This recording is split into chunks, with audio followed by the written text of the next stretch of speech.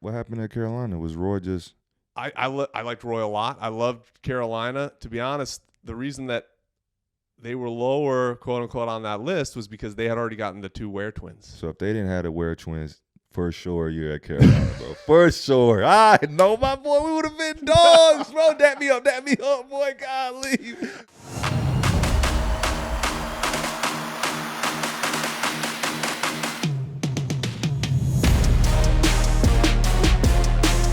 Hello and welcome back to episode 3 of the Better Blue podcast. I'm Ryan Kelly. This is James Michael McAdoo on the other side of the couch. What's up, buddy? Guten Tag. Konnichiwa. Oh, wow. Very worldly of you. Yeah, man.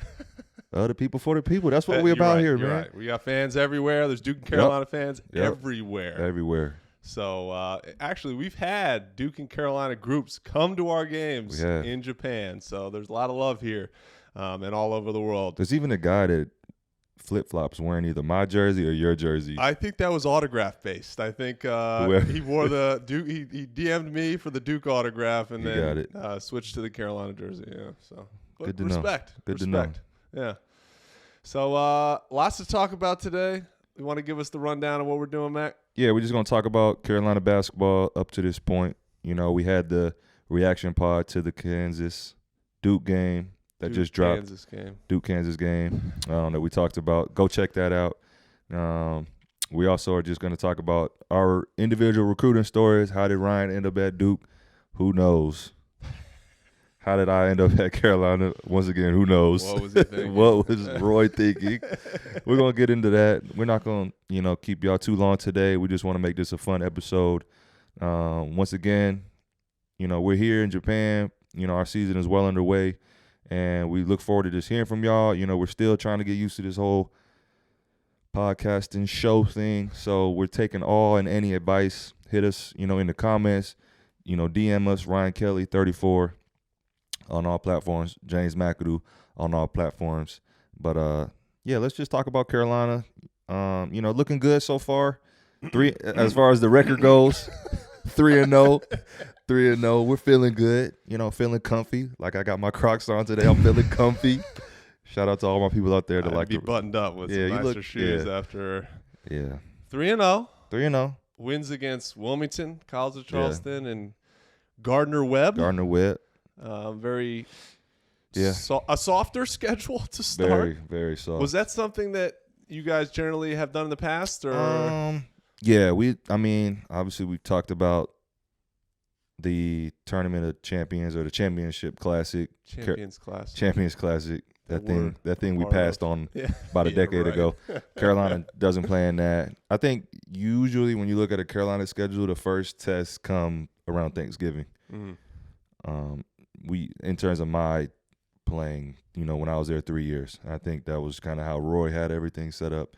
And that's how, it looks like this team won't play until the classic, not the Phil Knight tournament that they're playing in. Was it Legacy Invitational? I don't know which one. We're in the Legacy. The Legacy. And then after that, they go to IU. But usually like when my freshman year, we lost. I don't want to say a gimme game, but we lost a gimme game. We lost to UNLV. We were the number 1 team, similar to this team. We went out for Thanksgiving, won the first game in the tournament out in Vegas, the MGM Grand. Oh, that's a fun place. RW had to put, he had to throw a little bit of that money around. No. So we lost. We don't gamble here. No, I'll say RW, man. Oh, I was in college at that point. Of course, I'm not gambling. Coach K's a slot. Yeah. So. Oh, okay. Yeah. Good to know. So we went out there and we lost to an unranked UNLV team. But we had fun. It was nice to go out. I think that was probably my first time in Vegas. Rode the roller coaster out there on the strip. It was fun. You were having fun. I was having fun. I was a freshman. Yeah, you were having fun. I had to pull up some photos from that trip, man. We had a good time. To answer your question, for the most part, always going to see these softer games. It's funny. Historically, I feel like Duke has been very well prepared to start seasons, under Coach K especially. It was like right from game one, you're ready to go. You're at your peak and trying to be at your peak all year. And Carolina, they've done well. Don't get me wrong. They normally, but it's like Duke as a player, we went into every tournament. We have to win this tournament. The Maui Invitational. We have to win this Maui Invitational. And I guess that's every team looks like they got to win it, but it's just a little different approach, I would say. Yeah, I remember that. I mean, I don't know if Roy ever like came out and said it, but there was always just an emphasis put on we got to be playing our best basketball come ACC time. Now, did Roy want us to lose to, Belmont or UAB or of course not. We got smacked by Butler, I think, my sophomore year in the Maui Invitational? Absolutely not. Absolutely not. Yeah. But, and just maybe just in the terms of maybe how he let us, kind of play through our mistakes. Maybe he doesn't call a timeout. Maybe he just wants to see who he has, who he can rely on throughout those tougher games. And I think you kind of saw that with Hubert a little bit in these first 3 games. He just was kind of seeing, what does he have? I think he knows what he has, but I think he's just kind of, trying to let the guys play through their mistakes. Yeah. And by the time the audience gets this, I would assume Carolina will be 4-0. Yeah, we'll hope so. Because James Madison, you guys play the real Dukes Sunday. Shout out to the real Dukes, man. We respect them, man. By the way, James Madison they're 4-0 right now, and averaging 105 points per game. I don't know who they played, but could be trouble for a Carolina team that's had their struggles here early. Do you want to give the positives or you want to give the negatives so it's far? A home game. It's a home game. Oh, for in these 3 games, yeah. What we've seen so no far. Injuries. No injuries, baby. We're healthy. And we've won. I mean, it's been stressful as a fan. I'm not going to lie. Every time I feel like we're literally going into practice and it's halftime, because if y'all don't know, we're here in Japan. And the games here are obviously at nighttime there. They're morning time here. So usually about halftime, we have to go to work and clock in. And I think it was last game against Gardner-Webb when they were not I don't even know if they were. It was close. It was close. I'm like, man, please don't let me. They might have been losing. Please don't let me get out of the practice and have to deal with you ragging on me. Yeah, it's just, I mean, this is kind of the team that, this is not something that's new. It's a lot of it looks like the same team we saw last year that just got hot at the end of the last year. I hate to say it, but I'm hoping just with, them having the confidence that they got late last year and having another year under their belt, they'll kind of, stop playing with these teams so early. And we'll see, because they're getting ready to go out to the Phil Knight tournament, and that's going to be a real first test for them.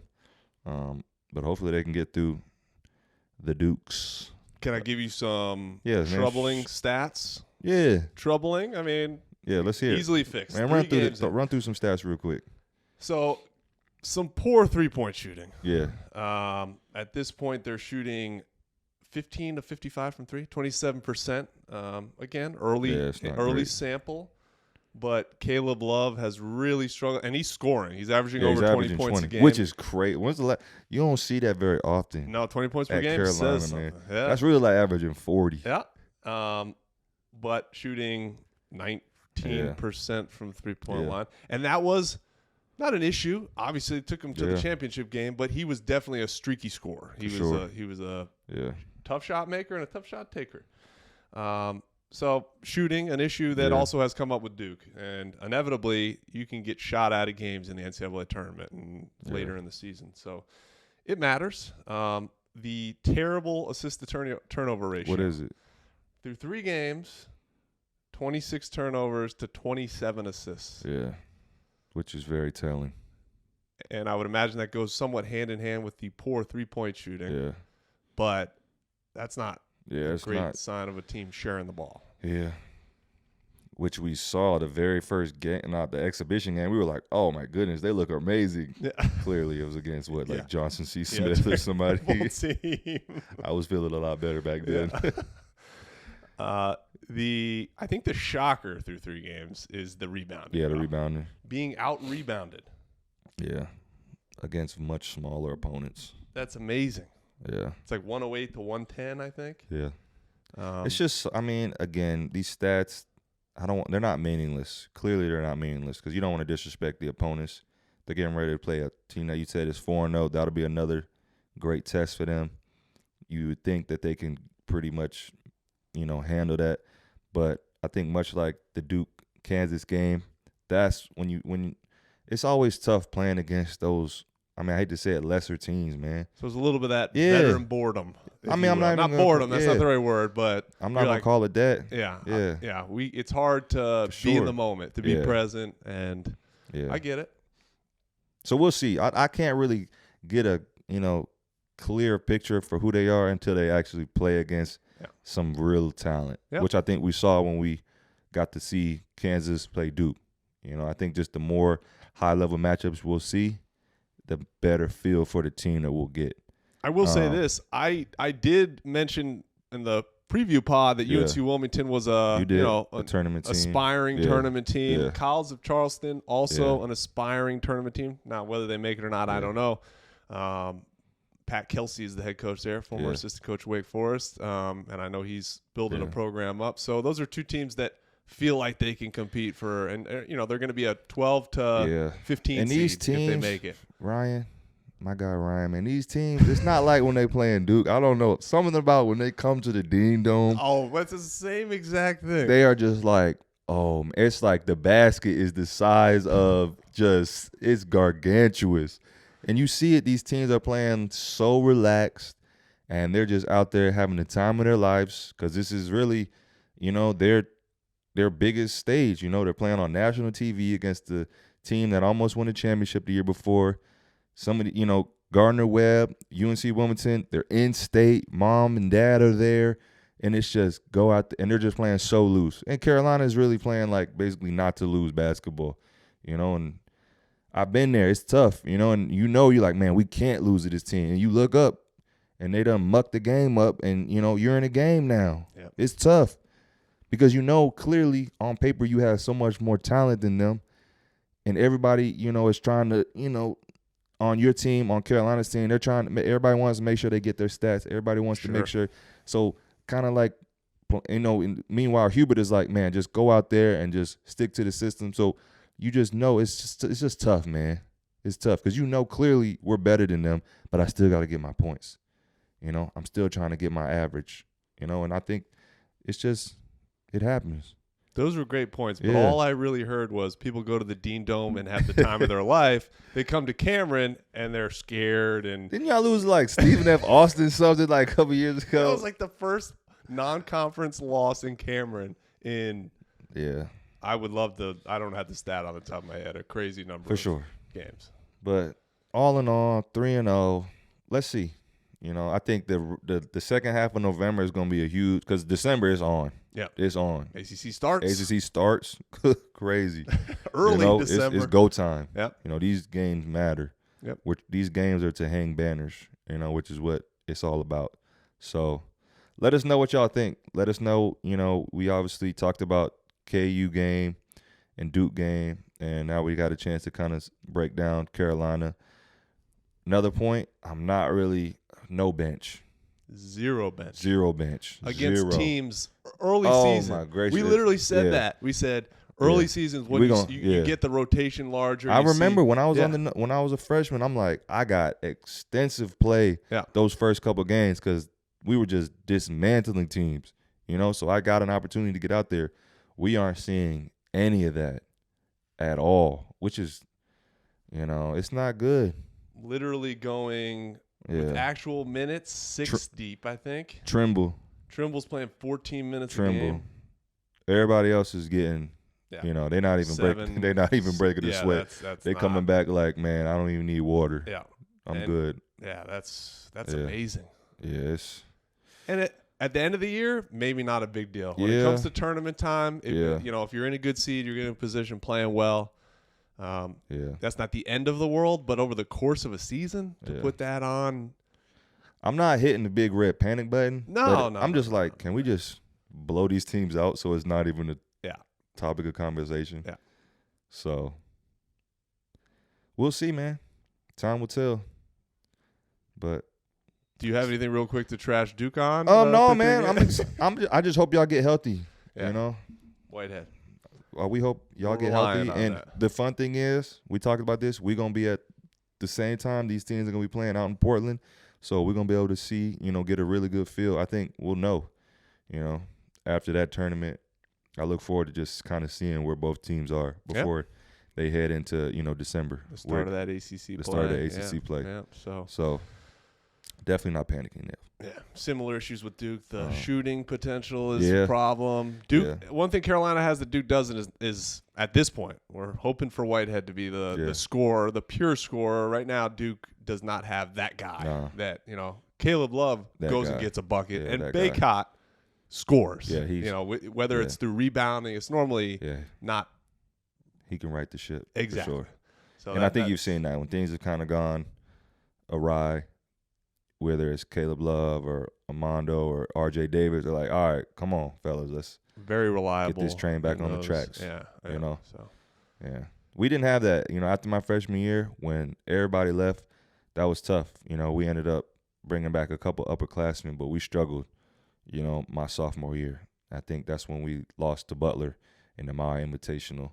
And then we ended up losing some other guys. And then the following year, my junior year, we struggled again. I think we lost to Belmont in the beginning of the year. We lost to UAB in the beginning of the year. Belmont was at home, too. Oof. We lost. Tough. Yeah. There's actually a funny clip from that we might have to get. What happened? Man, we can talk about it. This is a safe place, right? I think we established that. We've tried to establish that. Yeah, I'm shooting a free throw, right? And this is in the midst of, one of these games that we kind of just saw a Carolina team play. We're like, listen, we were in the top 25. We weren't a one seed or number one team, but we were supposed to be manhandling these guys. And I stepped to the free throw line, I want to say, in the second half, and it's silent. Similar to how it is here in Japan. If you ever come to a Japanese game, not a word spoken. No cheers. Even when when the away team is shooting free throws, they're not even cheering, I feel like. Oh, yeah. Well, I hate to break your story, but with COVID here in Japan, they're not allowed. They're not allowed. They are only allowed to clap. So, mind you, I stepped to the free throw line, and when you come to play at Carolina, they got the small contingency of away fans right behind the bench. One of their fans gets up and want to sing the song Miley Cyrus had. I came in like a wrecking ball.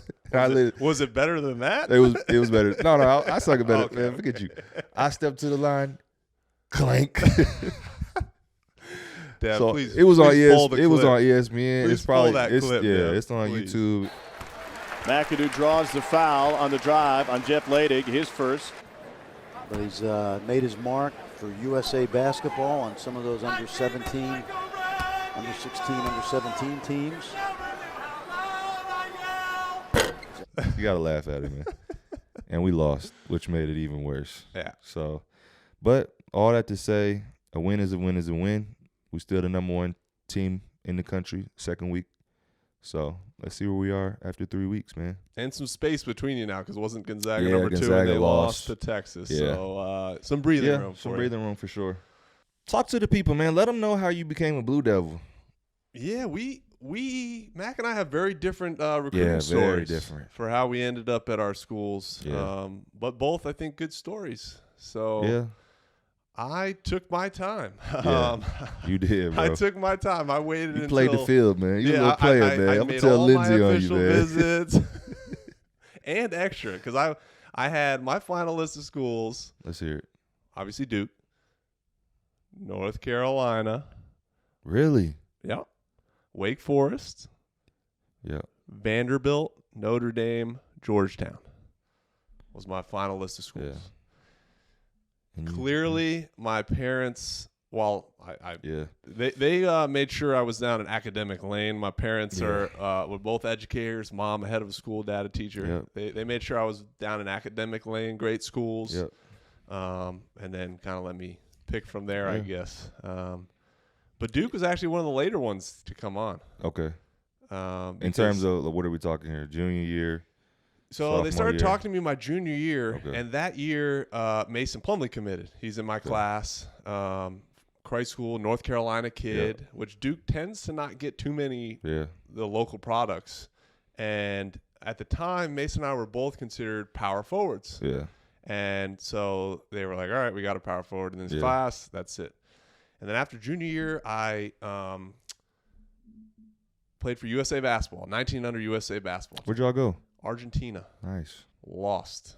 Shame on you, man. Disrespecting our country, man. Kemba Walker. Don't put this on Kemba. No. I'm giving Kemba props. Who was he? Kemba won MVP of it, even though we lost. That's how amazing Kemba was. Y'all was holding him back. That's what you said. Maybe. But we also got hit.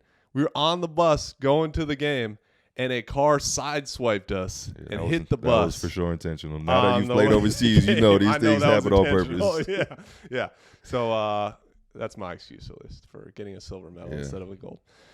But I played in that, played pretty well, and Duke kind of came back on after my junior year, that summer after my junior year, and being very close to home, Coach K would come to games. When did they officially offer you, like, hey, Ryan, we want you to come? We're offering you a scholarship. I think that summer was the official going into my senior year. Okay. And that simultaneously was when Coach K and most of the staff was in China for the Olympics. Oh, okay. And the Redeem team. Redeem team. Team. And which we've talked about the doc. Right. And admittedly, as he was calling, Coach K's calling from China and going. They do this on purpose. Yeah. Hey, Kobe. Hold on a sec. Kobe, I got Ryan Kelly. LeBron, I can meet with you later. Yeah. I got Ryan on the phone. He's more important. They be lying, bro. No way. I mean, Coach K does not be lying. Oh, my bad. He does not lie. I want to put that out there. He does not lie.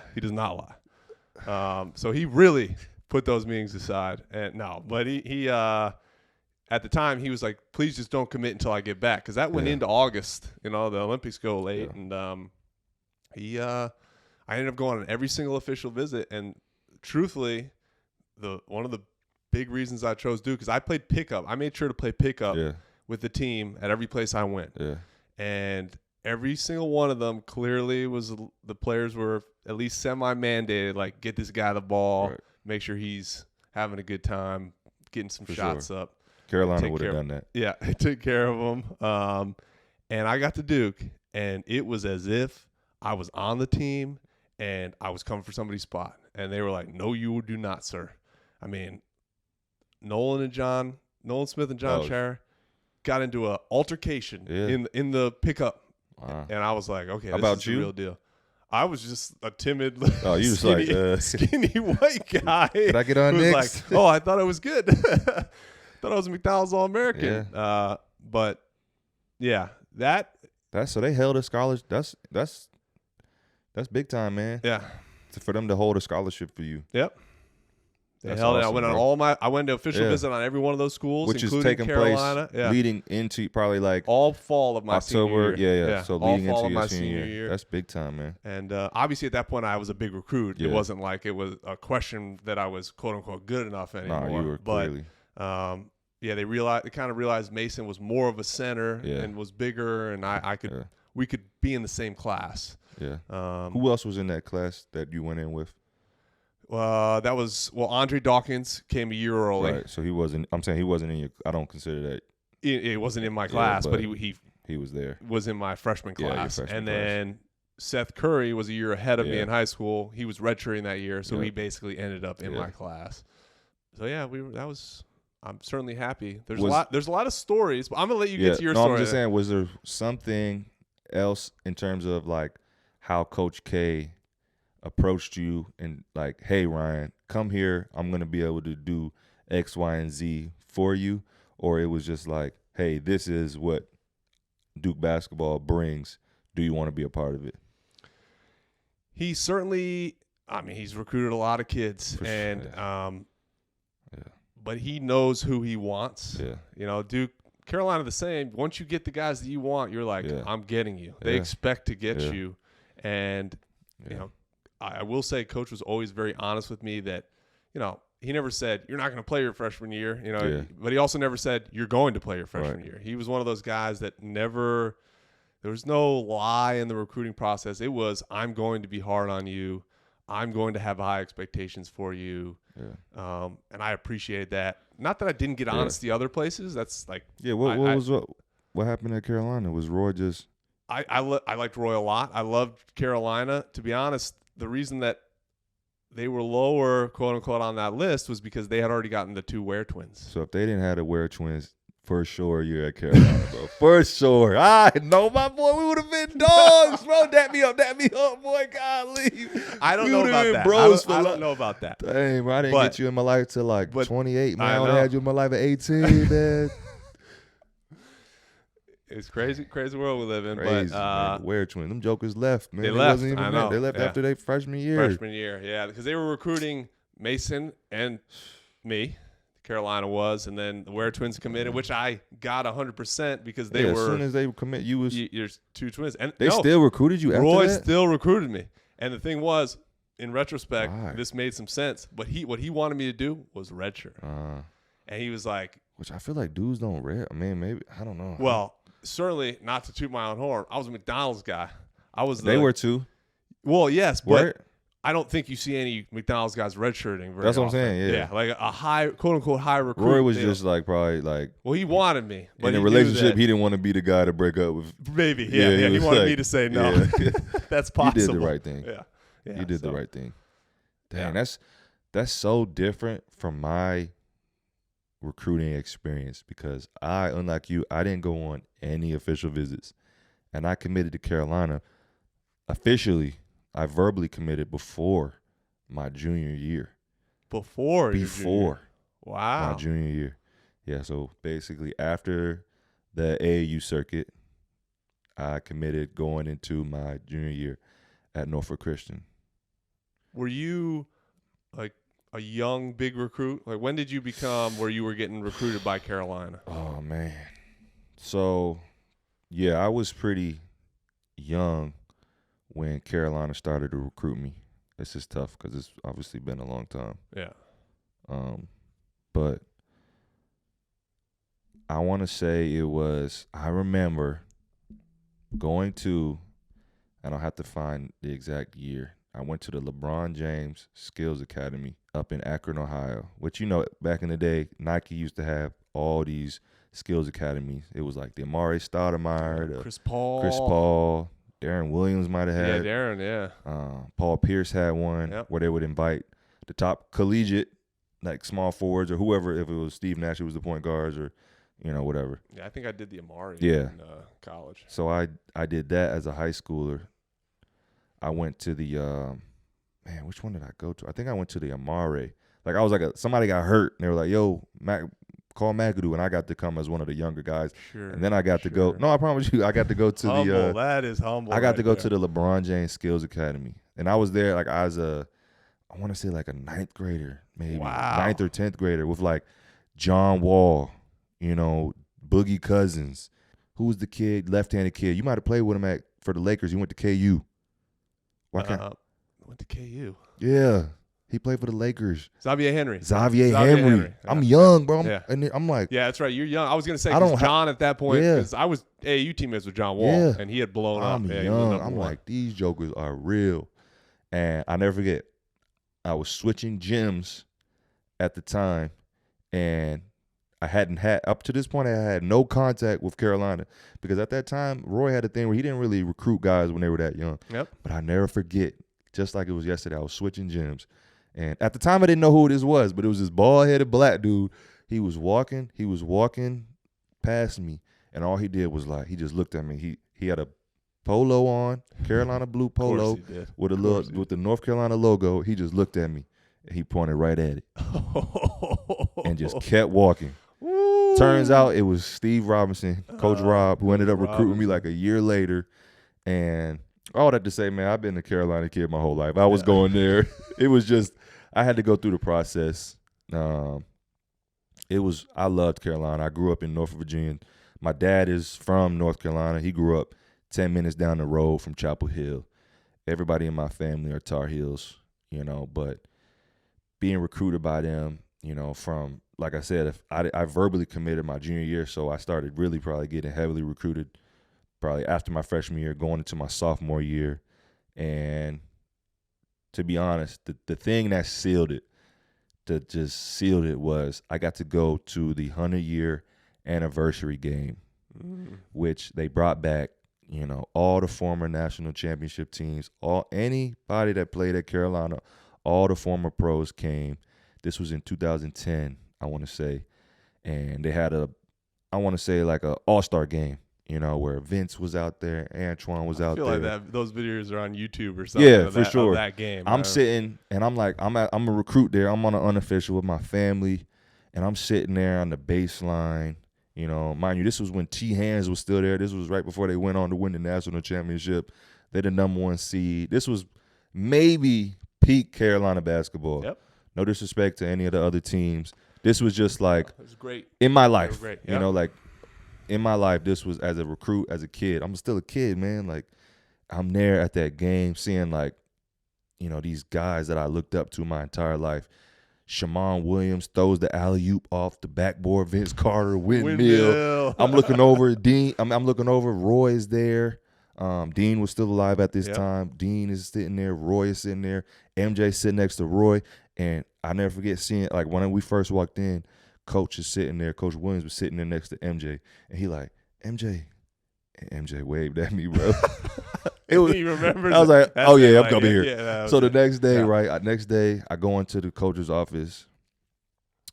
Coach is like, I hope you loved. This was my unofficial, but at that time, this was my first time being like courted on campus as much as they could. I go into the office. Coach brings out the big old box. You know, he's got his rings on. He's like, oh, this is the Final Four. This is the championship. And then come on, he just sucked. I'm looking at my dad like, Dad, wipe the drool off your face, man. You know, and he finishes his little spiel. He's like, I never forget. He put up the depth chart. He was like, we're bringing the Ware twins in here. You know, when they leave, this is right where you'll fit in. I'm just like, man, it don't matter. I'm coming, bro. And right there on the spot. So I actually asked. I was like, Mom and Dad, would y'all mind stepping out? I want to talk to Coach. And that's when I told him, I was like, Coach, you know, I want to be a Tar Heel. I probably said that little cornball, James Michael McAdoo. I want to be a Tar Heel. But I was all in, baby. I am a Tar Heel. And, I couldn't. I'm a Tar Heel, man, from birth. And everybody used to tell me, like, man, I don't know why you even entertaining these other schools. Like, I went to visit other schools. I went to, you know, see a Georgetown game one time. I was going to ask, any good other recruiting stories? I went down to Florida one time with like my youth pastor. It was crazy. He went to Florida, so he was like, I'll take you down there. We'll check it out. And we got to go see, you know, this was Billy Donovan, you know. Yep. His head assistant was Shaka Smart, a great recruiter. You've seen him go on to do great things. Went and saw a Tim Tebow football game. That was the year Tim Tebow and the boys won the chip at the Swamp. You know, I'm still a kid. Like I'm like 9th, 10th grade at this time. So like I'm just like, this is crazy. You know, I'm a kid, man, but golly, like I loved it, man. Like being recruited is awesome, man, because you just, at that time of your life, you're just so innocent, you know. The world is yours, and it really is. It really was, man. I loved it, man. I loved every second, just getting to see other schools. But yeah, from day one, I knew, you know. Of course, my parents were like, you know, we want you to, we're totally unbiased, you know. But my dad's like, Carolina. He's at the game asking for.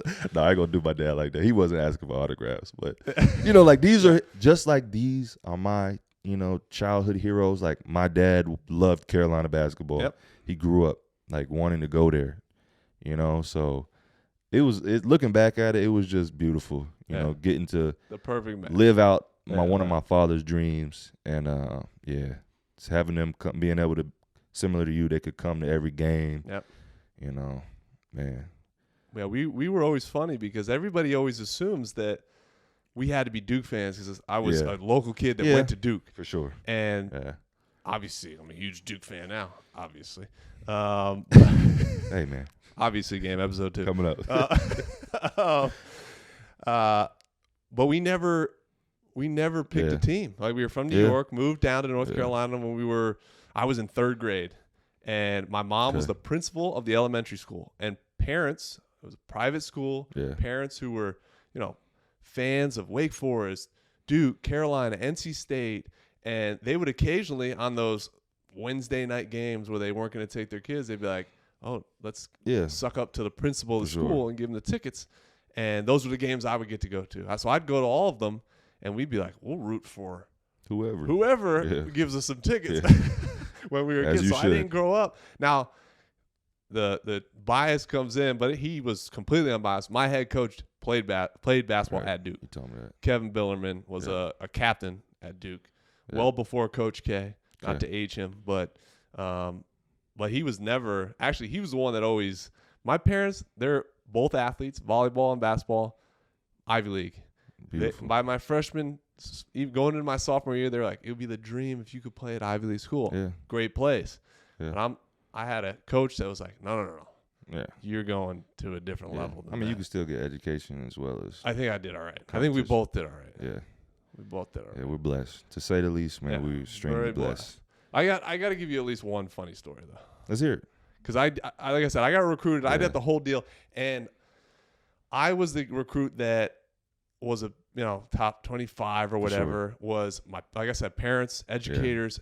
Education was super important. Yeah. Really good GPA. I was never the guy that people thought would be one and done. Yeah. So my recruiting it got very intense because it was like, this is a player that can help us probably for 4 years and is a good kid. And I fooled everybody into thinking I was a good kid. And so I'll give you a couple. One of my favorites was so we also had these in-home visits. I had two great stories come from in-home visits. One, I'm not going to give any names, and it's no head coaches. I'll give involved. names. You'll give names. Give me schools. I'll give the school. I'll give the school. All right. So for my in-home visit, Georgetown came. Coach Thompson, and an assistant. And in my house, we had a cat. Okay. We were dog people, but my sister had a cat. It was my sister's cat very much because I think I'm allergic to cats, and that shows how much my parents love my sister, my younger sister. But we would tell any of these in-home visits, we'd say to the coaches, look, we have a cat. Right. We will get this thing out of here. I was like, please get this thing out of here. Of course, you're like, get this thing going. And send it to the local shelter. And of course, I know the ending of this story. Right. But Georgetown coaches come, they say, nope, we're fine. Yeah. Like, seriously, if you have any issues, we'll get rid of the cat. Nope, all good. So what happens at in-home visit, I don't even know if this is still a thing anymore. But what it used to be, I wonder. I really don't know. But they'd come, have dinner. Like my mom would cook or my dad would cook for them. And then normally we'd go upstairs, watch some like video footage, clips of this is what you'll be, a highlight tape, the whole thing. Yeah. So we do all that with Georgetown. We have dinner, do the video, they leave.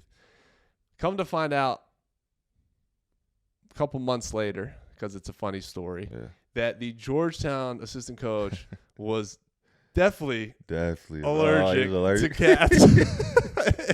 And didn't say anything. Didn't say a word. How about that?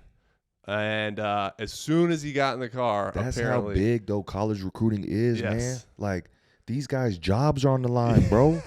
This is their job. They have to get these kids. And it was like, I need Benadryl now. Like he was covered in hives the whole He probably day. thought the littlest, little thing. Yeah, I'm just like, if it offended. He's like, I'm gonna take this for the team, baby. These guys are dead. That's why I'm like, man, they're dedicated, man. Very much so. One more for you. Let's hear it. So not to take the mic here, but another in-home visit. We'll stay on that. I talked about my parents being big in schools, and so I was the oldest child, and I had to be the one who was sports. Yeah. Well, obviously academics, sports, and my mom had always wanted me to play an instrument. Okay. So I sang in the choir poorly. I did the piano poorly, and through high school, I played the big double bass. Slapping the bass. Slapping the bass. I did the big double bass, and was not particularly good at it, but I did it. And so anyway, go to this in-home visit, Wake Forest. Okay. Again, Demon coaches to not be named. Gaudio was the head coach, but this was not my main recruiter. Okay. And we have Is dinner. Gaudio in jail right now? I think he is in jail. Jeez, man. I think he is. Sorry. Sorry, man. I look back on Sad that. story, I hate bro. to say it. I loved Wake Forest too. I'm so glad I didn't go to Wake Forest. I did too. They were like the number one team for like a little bit. They had like Al-Farouq Aminu, James Johnson. That's the time I was getting recruited. Who's the point guard? Why can't I remember the point guard? Teague. Walker. Yeah. Sorry. Yeah. No. They were Man, really good. They I were was like being recruited. Bitcoin for a And I had a year couple there. AAU teammates that ended up going to Wake Forest. Didn't go well. But anyway, Yeah. so we did the dinner. Yeah. C'est la vie. Shame on 'em. My in French, my parents would say c'est la vie. C'est la vie. So we go up, we have dinner, we go up to the video, and the assistant coach says, all right, we're going to put in this DVD of highlights. And Did he like forget to tape over something inappropriate? No, Okay, just I'm like, that's you got to not warn the that. audience here. No, we're for all ages. Okay. This comes across as a little creepy potentially anyway. But it was good. And he puts in, he goes to my mom and says, I just want to apologize, profusely apologize. We let the players pick the music. You know, there might be some profanities. And my mom's like, I don't care. Like, it's fine. But they're like, oh, we're really sorry. Just playing it up. So put the DVD in, start the clip, and this, I wish I remember the song, but this classical music starts playing. What? Like an orchestra. Yeah. And my parents, I'm like, what is this? And the assistant coach goes, you know what this is? And I was like, wait a second. I do know what this is. Oh, this is you. My orchestra What? played this song. And he's like, I know. I'll look at the camera. I know. That's you. He found the clips. So he had gone to my orchestra teacher or whatever, the head of the orchestra, gotten the audio. Stage you know, they were like 5 Klinger. Get this guy out of here. Got a grenade. and put it on the highlight tape. Dude. Once again, yeah, bravo to you, man. But let me say, that's what you don't do, bro. That just shows you, though, to the length. Oh, yeah. You know, they'll do anything. They'll do anything. And man, these are good. These are good people. It's just it's Yeah. their job. They got to do it. Yeah. Good ones. My dad was a minister, so he used to always get we're religious. Oh, I got that too. We're religious. Oh, My I dad got would be that. like, and then my dad would take him to church. Good for you, Dad, man. Yeah. I got we got a couple of we don't curse to my mom. And my mom's like, come on, man. I'll curse at you. Yeah. Yeah, man. No, there's more, but we'll talk over time. Yeah. But that's a couple of good fun, ones. man. Fun times as a kid, just being on Chapel Hills campus. I done grown up there, which is crazy to think about. Like, I've been going there since I was 14, 15. Now I live right outside of Chapel Hill. It's just crazy to take my kids back and show them, man, Daddy been around here. But beautiful, man. It's in the blood, man. That's what we doing here, the Better Blue. That's what we're doing here. Just trying to, give y'all insight to our lives, to the lives of these, young men that we're watching, that we support through thick and thin, over the years, over the decades. So, like I said, we would love to hear from y'all. Please hit us up. We got the mailbag. Ryan, can you please shout out the mailbag? Because I always forget. I'm happy to do it. It's betterbluepodcast@gmail.com. At gmail.com. For all you millennials or Gen Xers, just hit us in the DMs. Yeah. TikTok? We're on TikTok. They say that 3 or 4 episodes in is where every podcast dies. So we are trying to break through that wall. That's what they say, bro. It's like Is it really? It's like the year 7 in marriage. If you didn't know, they say if you make it past year 7, you're bound for like 20 plus years. Good there. Which we're both good. We're good there. Shout out to our wives that let us do this. Yeah. Lindsay and Lauren. In the other apartment right now. We're coming to y'all live and direct all the way from Japan. And we want to hear from y'all. So please, as much feedback. We're trying our best with the time difference to interact. And we look forward to just bringing y'all more content. So with that being said, look for us on Mondays, dropping at 11.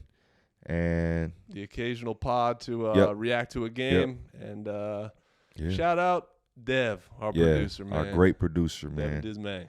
Yep. All right, Dev. End it for us. End it. Peace.